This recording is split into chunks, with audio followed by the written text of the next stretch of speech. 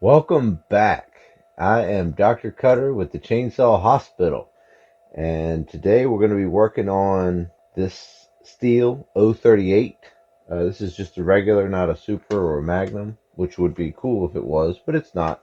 It runs pretty good.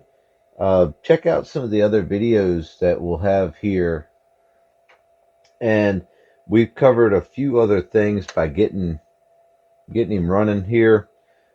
But nonetheless, we did find out in the last video that there is a crank seal issue, we believe. So we're going to get in here and actually look at them and see if we can see anything crazy going on. And what I'm going to do is actually start with the PTO side, the clutch side of the saw, and we're going to get all the way in there. We got to pull all kinds of stuff apart. If you've never worked on these are kind of a bear. There's a lot to take apart to just get to the behind the clutch, but that's okay. We'll get in there and we're going to check that out.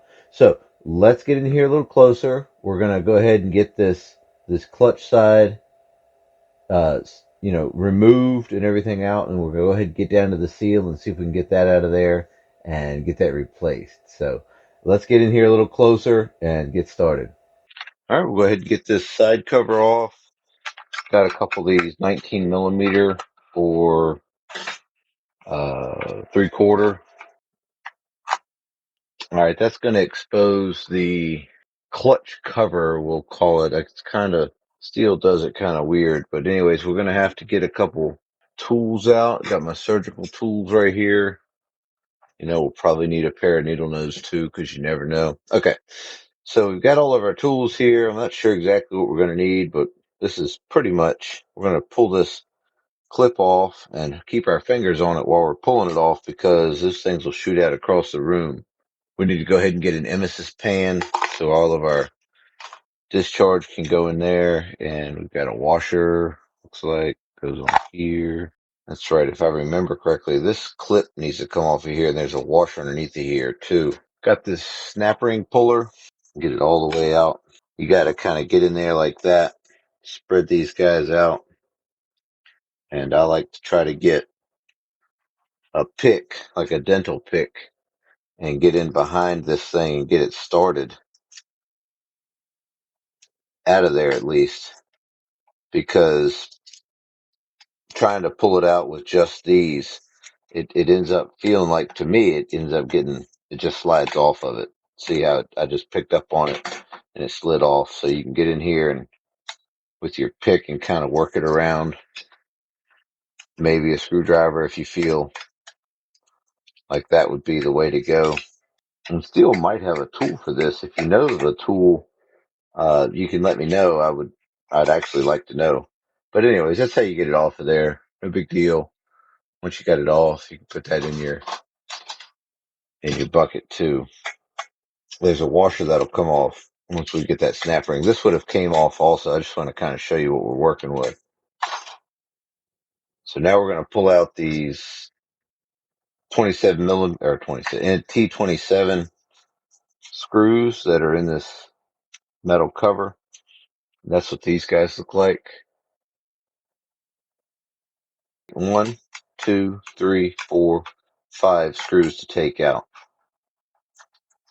These are all the same length and all the same head.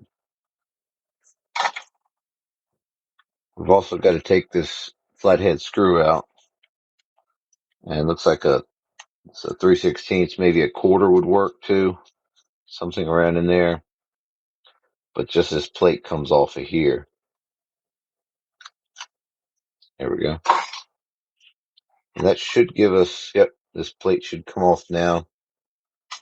There we go. So that gives us access to the clutch drum. Oh, you can see all the guts for the chain brake have been removed, but that's okay. We don't need that right now. And this little gear should pop off of there, and then we can get the clutch out, or the drum out at least. There we go. Perfect. Got that off of there. And the clutch works pretty good on this, actually. The double roller, classic 038, 028 style, has those double double clutch drum rollers. Next up, we need to go ahead and pull this clutch off of here, and this is going to be a righty loosey on these clutches.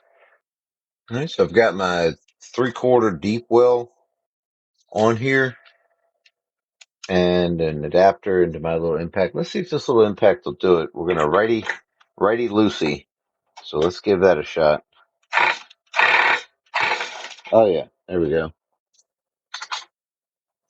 Decent looking clutch. That thing is heavy too. All right, so here's a cover that goes over the seal. Actually, it's way down inside of there. So all the way down now. Look at that. We've got a couple of cracks on there. Like I said, I knew we had an issue because you could lay it on its side and it would just fumble and stall right out because I had to have the low jet set so high to compensate for this air leak. And then it would lose tune. And we could pressure and vacuum test it, but I'm going to tell you what, we're in here this far anyways. We're going to go ahead and put a new seal in here. I'm going to give this a shot. This is my seal puller. I've got a stop collar on a screwdriver handle, and then I've got this little notch cut in here to help get in this seal underneath of there like that and twist it to the side. Well, if it didn't have a problem before, it definitely has a problem now. And what I like to do is I'll set something on this like this so I can pry up on it. So I got to set this collar to the right height. So let me show you that. That way I'm not yanking and pulling straight out on it. I'm just using the tools to help me. These side cutting pliers, or I'm sorry, diagonal cutting pliers, actually have a nice little taper to them. So maybe I'll start it out down like that, so I can get that pulling. So if you make one of these, you can come up with some cool options like this too. Yeah, it looks like it's pulling it out, or at least trying to. And usually once they go ahead and come on out with it. Get on this side, and what I'll do is I'll pick up on it instead of, there it goes. Perfect. Man, that little tool worked great. Didn't have to fight and fuss with anything. There we go. So we got the seal out. But either way, we've got a new seal to put in there. And when we drive it up, we're just going to drive it up flush with this little edge right here. Not this edge, but this one that's the next step down that's flat. So let's go ahead and get our new seal. We'll go ahead and get it pressed in there. So here's our kit that we've got. This is going to have some gaskets in it if we do some more work to the 038. So, but here's our seals right here. And honestly, for the price of these kits, you can buy these seals alone for about the same price as you can buy the kit with the rest of the gaskets in it. So it really doesn't make much sense to not get the kit with everything. So there's our one seal. So there's the other one we'll do on the other side. But let's go ahead and get this one in here. We're gonna slide it on here. We're gonna look out for not prolapsing the seal or throwing it on the floor.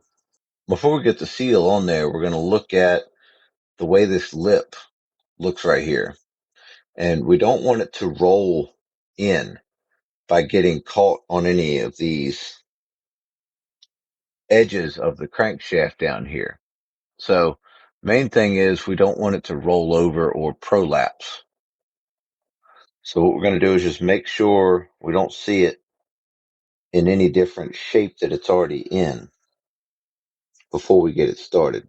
And sometimes I like to use a piece of plastic or aluminum can or something to go around this lip so it doesn't catch it.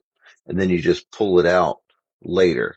Yeah, I can see that getting caught up already. These bearings look great, by the way. So let's see if we can find a piece of a aluminum can we can stick down in there and make that little bit of an adapter. Okay, so I've got a piece of aluminum can here, and it is a little over 2 inches by 2.5 inches, somewhere in there. And that gives you plenty to have it wrap around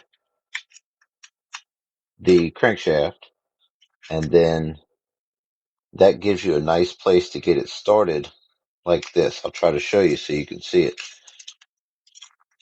Like I said, a piece of plastic from packaging works too. You just want to make sure that, see how I'm making a taper with it, that this seal can get around, there we go, can get around that step without rolling over on you. So there we go. Kind of got that started there like that. So once we kind of get everything set up like this, I can see that this side's a little bit lower than here, and these seals can be tricky. But what we're going to do is just gently, and I mean gently, walk it around there. Did you see it pop in there, and this side popped out? Kind of what I'm talking about. You don't want to go guns a-blazing on the hammer. I've just got this brass punch here, and you'll need something similar. Well, it felt like it took that time. Of course, it felt like it took the other time too. But there you go. Now it feels like it's actually walking in there. And you can use a larger socket or something. I probably have one around, but this works just the same. So what we need to do is go ahead and get something a little bit smaller so I can get around this outside edge. So I'm going to go see if I can get my smaller but big punch. All right, just found me a bolt here that looks like it'll fit right down here along this edge between the seal itself and this other lip. And remember, what we want to do is go flush with this lip right here. This metal part, we want to go flush with this, so we don't want any lip like we have right now. We want it to sit right down in there. So let's use this bolt. And again, we're just gently tapping, walking it around.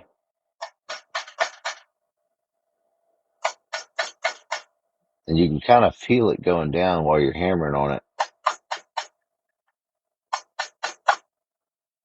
And what I'm doing is just pulling the bolt toward the outside edge along there, so I know when the bolt hits that I'm actually hitting my correct depth.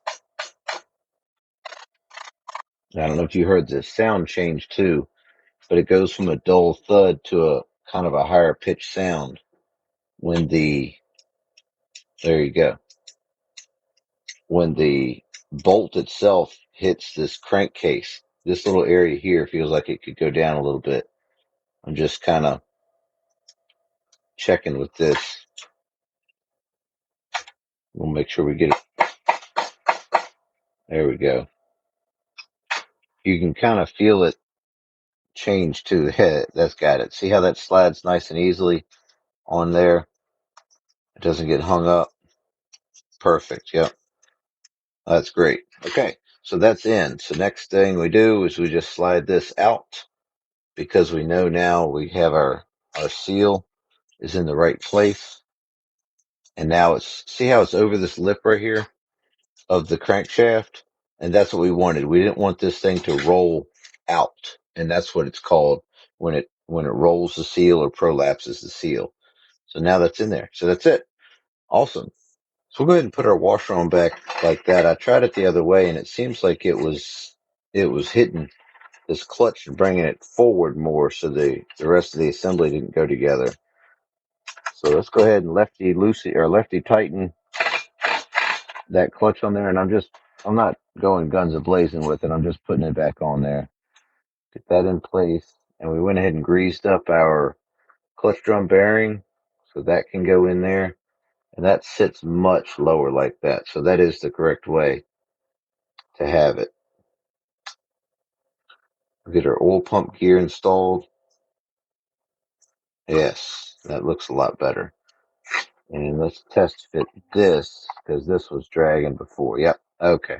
So that is definitely the way to go with it. So that's okay. We know now how it's supposed to go. Now this can be a little tricky getting back on here, but once you get one side started, you can take your dental hook here, your dental pick, and kind of hold it. And I like to try to get it around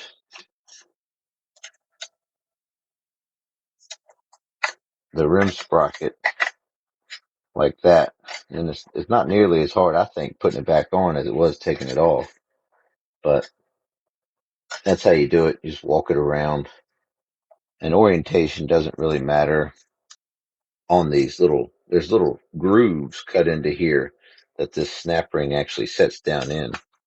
I'll pry one side out, pry the next side out, get it as low as I can. And then eventually it'll just get all the way down in there. There you go. Now it's all the way down in there. And we've got our screws. Remember, we've got our 5 screws we need to put back in here. T27. Tried to cross thread on me right there. That's why I like using the hand tools to get it back together. All right, if we got all those screws in, last up is this washer here and our clip. Looks like we've got that all set up. We can just snap this guy right on, just like that. Everything is running nice and smooth. This clutch drum, the spur gear does have a little wear on it, but it'll be okay for what we're doing. Might start looking for a replacement for it if we can find a nice one somewhere. Put this flathead screw back in for this little plate, and we will call this side good as far as the seals go. That way we know that seal is replaced and ready to go. We got the crankshaft seal replaced on the clutch side, and we'll be able to test this out in a little bit. But the next video, we're going to go ahead and change out this flywheel side too. So be sure to stay tuned for that. But anyways, guys, thank you so much for being here and watching. I really appreciate it. And remember, keep your chains sharp and stay safe.